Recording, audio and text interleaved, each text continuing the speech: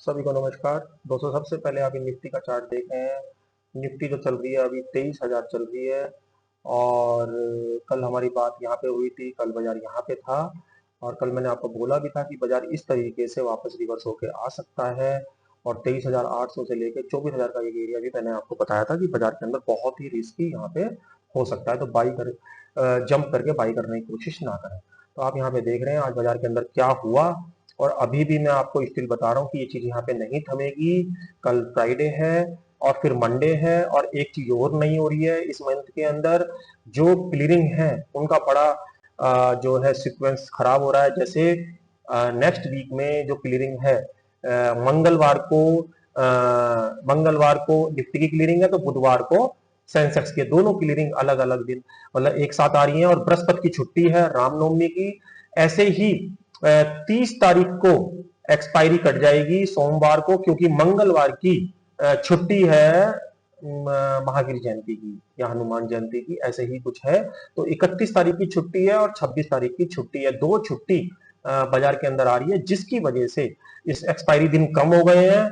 और बाजार के अंदर और 31 तारीख की क्लोजिंग भी है मार्च की, तो सारे सौदे स्क्वायर अप होने हैं। इसी वजह से बाजार के अंदर एक बहुत बड़ा डाउनफॉल आपको देखने को मिल सकता है कमिंग मंडे, कमिंग ट्यूसडे और भी बाकी दिन। तो इन सब चीजों का आप ध्यान रखें। जंप करके अभी भी बाई करने की कोशिश ना करें, बाजार के अंदर कुछ भी हो सकता है। नीचे के लिए मैं आपको बता रहा हूं, बाजार जिस तरीके का सेंटीमेंट चल रहा है, कुछ लेवल मैं आपको बताना चाहूंगा। यदि बाजार 22,800 के नीचे आराम से सस्टेन हो जाता है, 22,800 के नीचे गैप डाउन होकर सस्टेन हो जाता है, तो इसका जो अगला पड़ाव आ रहा है वो 21,200 के आसपास आ रहा है। इस चीज का आप ध्यान रखिएगा। ये 22,800 का जो लेवल है, ये बहुत ही बड़ी एक मंदी 1600 पॉइंट की निफ्टी की लेके आ सकता है। इसलिए बाजार के अंदर जब इससे पहले जो बाउंस लगा वो इसी वजह से लगा, क्योंकि ये जो सपोर्ट था ये बिल्कुल इसके नियर आ गया था 22,900 के, और बाजार वापस इसी के पास आ गया है। तो इन सब चीजों का ध्यान रखना।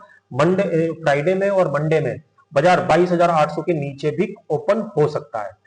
तो इस सब चीजों का ध्यान रखिए। बाजार के एग्रेसिव सेलिंग के अंदर है, एफआईआई इसके हाथ में है। अब जो एफआईआई सेलिंग कर रहे हैं वो एक बहुत बड़ी सेलिंग के रूप में निकल के आएगा।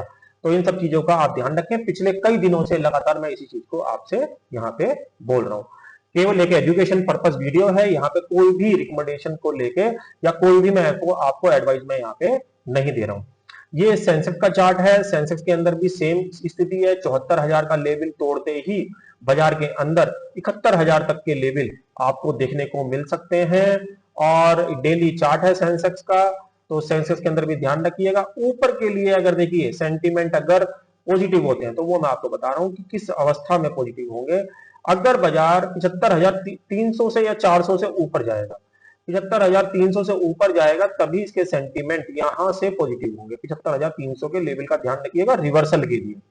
75,300 के ऊपर ही इसके सेंटीमेंट पॉजिटिव होंगे, नेगेटिव से पॉजिटिव होंगे। अदरवाइज निफ्टी हो, बैंक, सेंसेक्स हो, सभी के चार्ट बेहद खराब हैं।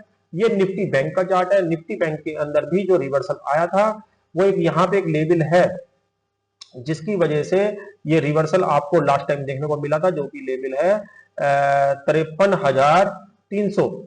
अभी देखिए अगर ये 53,300 या 500 का लेवल कटता है, 53,500 के नीचे देखिए जिस तरीके से बैंक निफ्टी क्लोज कर रहा है, तो ये एक अच्छा साइन नहीं है। बाजार के अंदर यहां से भी काफी बड़ा डाउनफॉल आपको निफ्टी बैंक के अंदर देखने को मिल सकता है। रिवर्सल की बात कर लेते हैं कि रिवर्सल किस कंडीशन में बनेगा।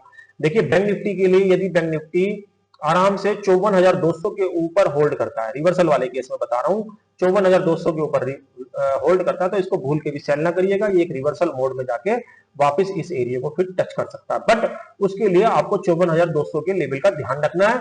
54,200 के ऊपर ही ये वाली स्थिति बनेगी। अदरवाइज अभी तक का बाजार एक शार्प सेलो के ट्रेड में चल रहा है। बाइंग से बचे, खास करके इन्वेस्टर। तो आशा करता हूं ये जो यूजफुल वीडियो मैंने दिया, ये कल के ट्रेडिंग सेशन में कहीं ना कहीं आपके काम आएगा। ऐसे नॉलेज भरे वीडियो के साथ कल फिर मिलेंगे। तब तक के लिए ओम नमो भगवते वासुदेवाय नमः।